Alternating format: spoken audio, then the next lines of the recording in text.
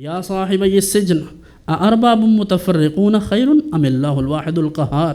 اے میرے قید خانہ کے دو ساتھیوں، بتاؤ تو یہ علیحدہ علیحدہ رب اچھے ہیں یا ایک؟ کھانے کا اور ہو، می برسانے کا اور ہو، ایک کہے می برساؤ دوسرا کہے نہ برساؤ، یہ ان کے خیالات تھے۔ حقیقت میں تو ایسا نہیں ہوتا، استحالہ ہے یہ۔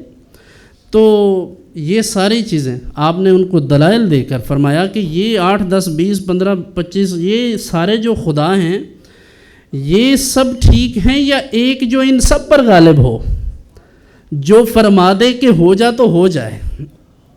انما امرہ اذا اراد شیئا ان یقول له کن فیکون۔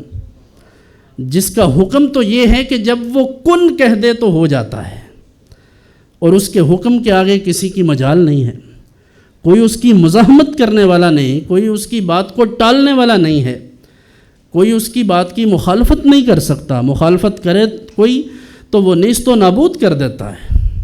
تو کیا وہ ایک ٹھیک ہے یا یہ کافی سارے جو تم نے اکٹھے کیے ہیں؟ ما تعبدون من دونه الا اسماء سمیتموها انتم وآباؤکم ما انزل اللہ بها من سلطان۔ تم اس کے سوا نہیں پوچھتے مگر نرے فرضی نام۔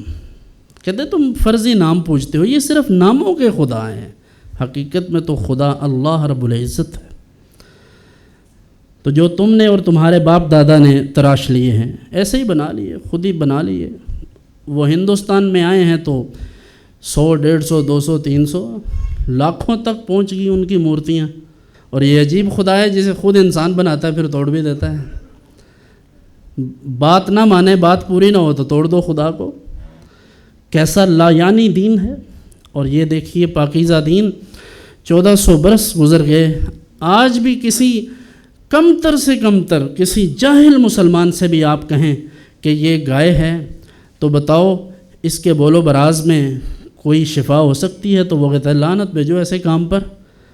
لیکن یہاں آپ کے ساتھ ہندوستان میں بستے ہیں لوگ، پڑھے لکھے بھی ہیں، کہاں کہاں اقتصادیات کے ماہر اور PhD بھی کر لی، MBBS بھی ہو گئے، لیکن گائے کے بول و براز کو وہ برکت سمجھ رہے ہیں۔